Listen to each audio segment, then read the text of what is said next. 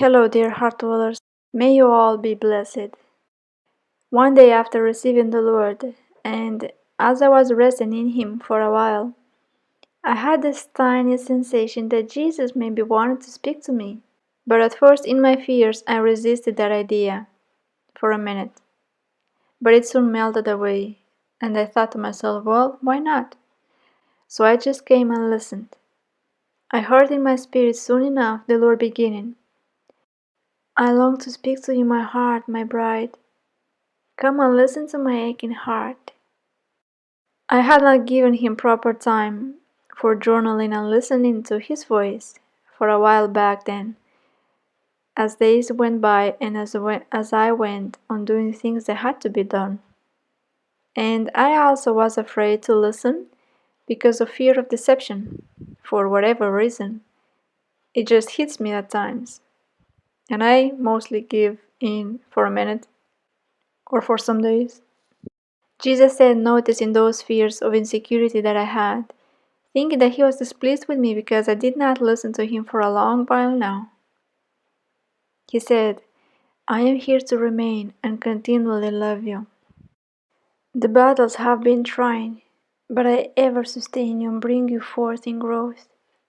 Painful lessons have to be met. And here he is mentioning the struggles I was going through back then, about the time of battles of emotions. And I trust you will pass them with my strength, he said. Oh, you truly are so frail, but I love your frailty, for it allows me the chance to love you and to show it to you how strong I can be in you. With that comes a joy that the soul encounters at seeing and witnessing my faithful love, my faithful loving hand in action. It draws us closer. And picking up on my thoughts about my constant pondering about how Jesus is always seemingly in pain, suffering, and wondering if that will ever stop. Jesus said, my heart is aching and will ache as long as there is pain and suffering in the world, evil ever on the increase now. Then he said, I wish to thank you, my little daughter, for coming to be with me in the comfort of an embrace. It helps me rest on your chest. You don't need to be afraid to look at me. Truly, I see things differently. You are growing in me. And yes, part of the growing involves seeing your misery more clearly, and yet trusting plainly in me, the source of mercy. Embrace me as you do. Teach others to do the same, so their love be lavished upon me. I so long for them. I so desire to be held by them. In their arms I am as a little toddler, at rest in his mamma's chest. So at peace he falls sound asleep, and rests in the warmth of her embrace and chest. I am that toddler. I am that child, and I need that embrace more than anyone could ever think. And the embrace that he is referring to is that at times I take my monstrance, which its height is from my wrist to my elbow, not too big, not too little. I take my Jesus in the monstrance and I embrace him close to my chest. I want to hug him at times, and what more opportune chance to do that than through the monstrance which holds Jesus' physical presence? Sometimes I hold him for as long as we feel like it, him close to my heart, and I lean in my chin on the monstrance itself. A cute hug for the time being. And I tend to say to Mother Mary that I wish to hug Jesus close to my heart. So I say to her, Mama, let's hug Jesus together, you and I. I ask her help because perverted thoughts and temptations fly, and I could easily hug Jesus with wrong sensations. So Mother's help is truly indeed helpful. Jesus continued, I am wanting you near me as you are, in spirit and in truth, in the truth of who you are, both in my eyes and in my mirror. Don't restrain when you feel vague. Don't back away when there is no feeling when you embrace me. The vague feeling of dryness of emotions is in itself a love gift for me when you let it be as it is and still embrace me, knowing it is very comforting to me despite how you feel. My heart still burns and is comforted, so don't yield and desist. He then went on to a different topic, saying, a little bit cheered up, it's been a journey with us until now, and the good news is that we are about to launch off in a bigger one. I am honestly excited. So many things will come our way, both challenging and so much comfort. The battles will prove themselves so worthy as they shape my beloved one, like gold in fire. Oh, my bride will rise up as a lioness in fiery love. She will be like me, a lamb and a lion, meek and bold, submissive and yet daring in a holy way to pursue my wishes and desires. And the last sheep. All the trials will make her into a beautiful diadem in my hands, fashioned exquisitely by my own hands. It will be interesting in the least.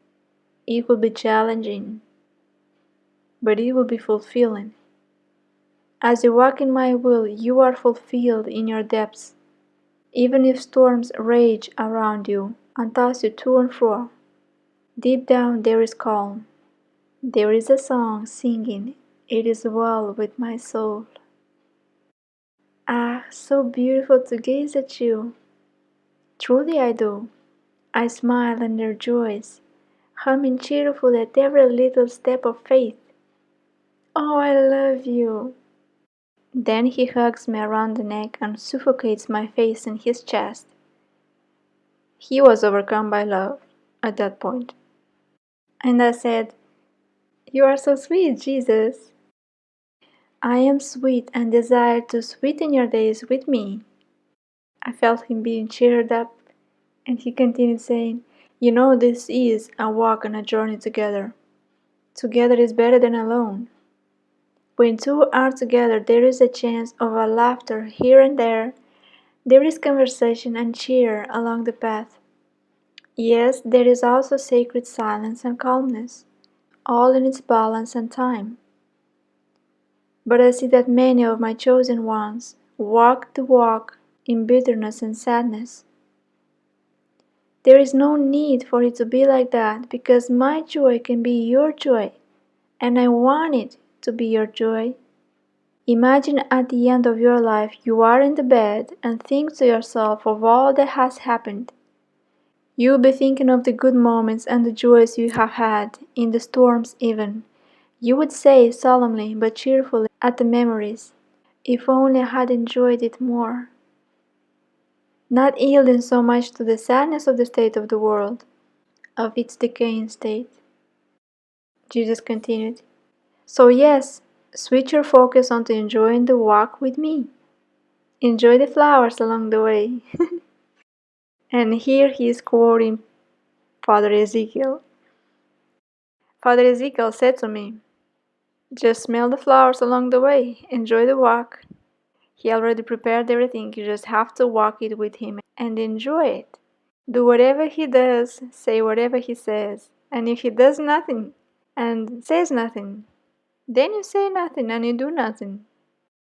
And Jesus continued, "Remember the storm in the Sea of Galilee. The waters were raging, the boat was threatened to be destroyed by its ferocity. But the water I stepped on submitted to my calmness and peace of soul, and became still beneath my feet as I kept walking ahead in the storm.